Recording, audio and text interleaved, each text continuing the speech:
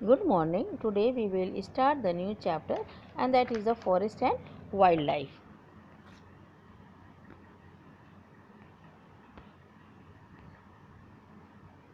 In India, अगर हम India की बात करें, अप्रॉक्सली 1/5 of the land is covered by forest. एक 1/5 हिस्सा जो है हमारे दुनिया का फॉरेस्ट जो है, हमारे इंडिया जो है उसमें 1/5 एरिया जो है वो फॉरेस्ट से कवर है। So what is a forest? But लेकिन उससे पहले फॉरेस्ट क्या होता है? Forest is a large area. Forest एक बहुत बड़ा एरिया होता है, area of land that is thickly covered with trees, bushes etcetera. तो जंगल एक बहुत बड़ा एरिया है जो कि कवर होता है पेड़ों से, झाड़ियों से।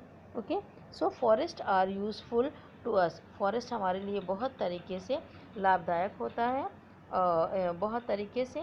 They have an important gift of nature. ये नेचर की तरफ से हमको एक बहुत ही यूनिक गिफ्ट होता है, ये गिफ्ट है। इम्पोर्टेंस ऑफ द फॉरेस्ट, इसकी क्या क्या महत्व हैं इसके?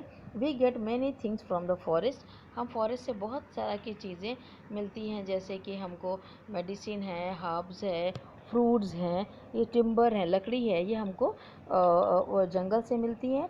Forest prevent the soil erosion. जो फॉरेस्ट है ये भूमि की जो उपजाऊ परत है उसको भी बहने से रोकता है, उसको भी पकड़े रहता है, और इसकी ऊपरी परत जो है वो बची रहती है, सेफ रहती है।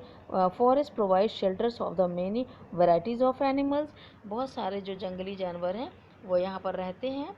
And they keep the surroundings area cool and fresh. और जिसके कारण जो होता है, इन पेड़ों के कारण जो आसपास का जो वातावरण है वो भी ठंडा और ताज़ा रहता है।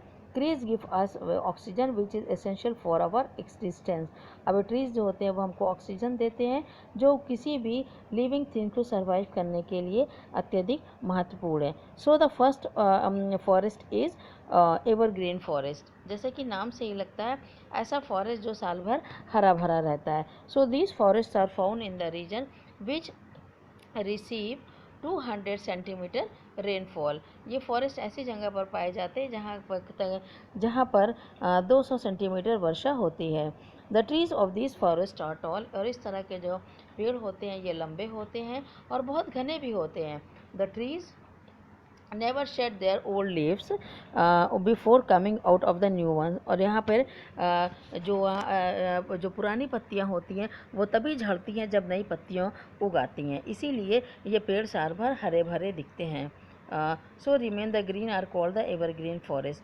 For example rose, ebony, sandalwoods and bamboo are the main tree of these forests. These forests are mainly found in the Odisha, Western Ghat, Andaman and Nicobar and Island and eastern state of India.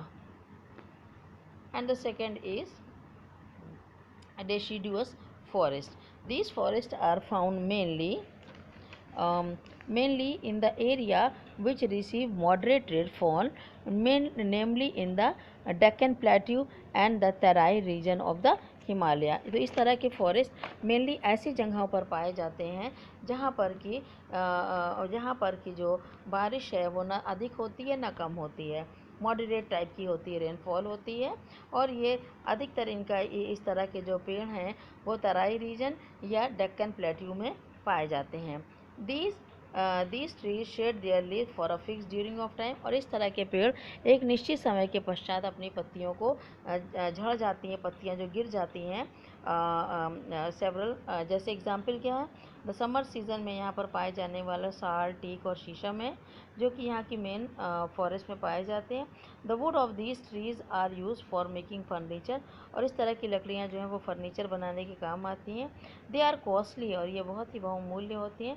Deciduous forest are also called as monsoon forest. और इस तरह के forest को हम लोग monsoon forest के नाम से भी जानते हैं।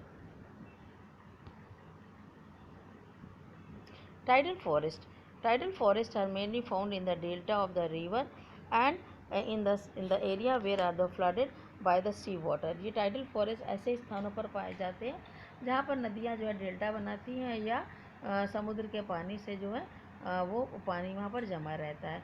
The delta region of the Ganga and the Brahmaputra is covered with the tidal forest. जो गंगा और ब्रह्मपुत्र के जो डेल्टा है वो टाइडल फॉरेस्ट से घिरे हुए हैं।